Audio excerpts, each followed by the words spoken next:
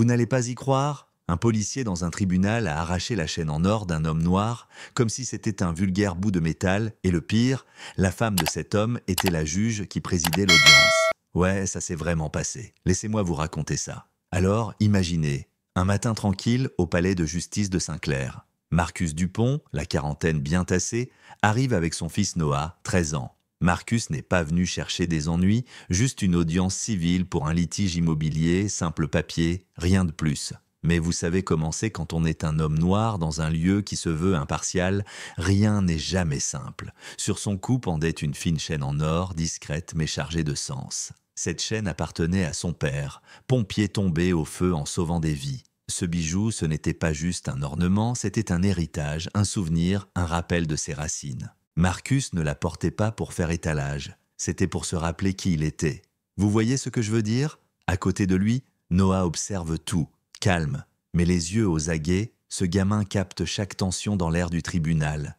Il est habillé proprement, tentant de paraître serein, mais on devine son malaise, comme tout gamin qui n'a pas à voir son père humilié. Et là voilà l'agent Bruno Lemoine, ce type avec ce sourire suffisant, genre il règne sur le hall. Depuis leur arrivée, il fixe Marcus, surtout cette chaîne, comme si c'était un objet suspect. Pas un mot, juste ce poids lourd d'un regard qui juge sans écouter. Marcus tient bon, dos droit, regard droit devant. Mais Noah, on voit son inquiétude grandir. Puis, sans prévenir, le moine s'approche, attrape la chaîne d'un geste sec, la tire avec force. Le fermoir craque, ce claquement métallique résonne contre les murs en marbre, et la chaîne disparaît dans sa poche.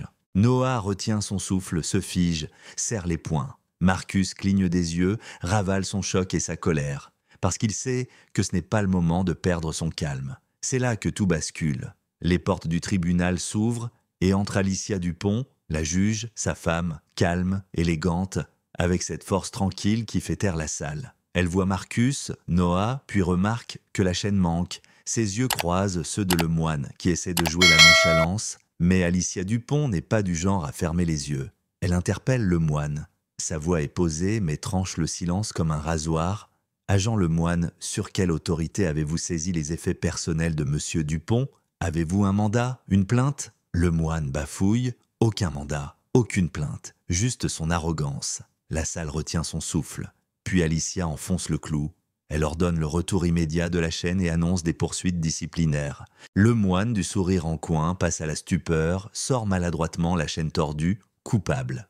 Noah observe, sa poitrine se gonfle un peu. Il voit son père sous un nouveau jour. Pas juste un homme qui subit, mais un homme qui, avec sa femme à ses côtés, reste debout, intact. Marcus lui lance un discret signe de tête, une fierté silencieuse qui circule entre eux. Mais attendez, twist inattendu. Une autre personne intervient, l'inspectrice Claire Moreau, présente dans la salle. Elle raconte avoir vu le moine faire pareil à d'autres hommes noirs, des contrôles banals qui finissent en humiliation, comme pour Marcus.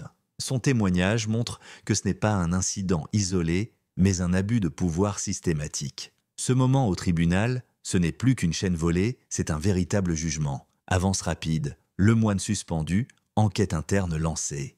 Les médias s'en emparent, titres criants, profilage racial, abus de pouvoir, et une juge qui refuse de détourner le regard quand ça touche sa famille. Mais le plus fort, Marcus n'a pas crié, pas frappé, pas cédé à la colère. Il a laissé la vérité, l'héritage familial et la fermeté d'Alicia faire le travail lourd. La chaîne a été réparée ce jour-là chez un bijoutier du quartier, cabossé mais plus solide qu'avant.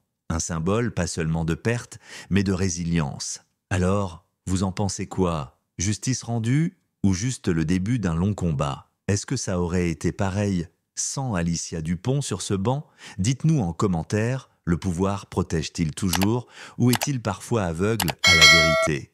Partagez vos histoires, parce que ce combat, il est loin d'être fini. Si cette histoire vous a touché comme moi, cliquez sur j'aime. Abonnez-vous pour plus de récits qu'on n'entend nulle part ailleurs. Et surtout dites-nous, quand avez-vous vu le courage dépasser la cruauté? On lance la conversation.